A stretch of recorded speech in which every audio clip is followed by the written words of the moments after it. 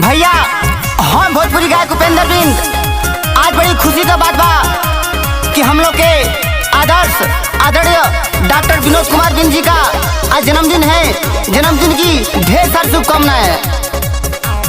काटल जाता केक देखो, बांटल जाता मिठाई हो, काटल जाता केक देखो, बांटल जाता मिठाई हो।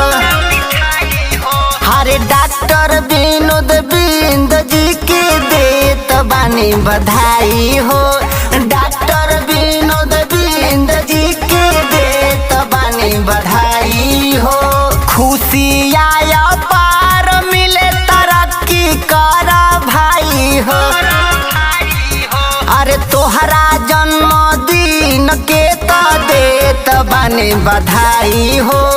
तोहरा जन्मदिन के तो देत बानी बधाई।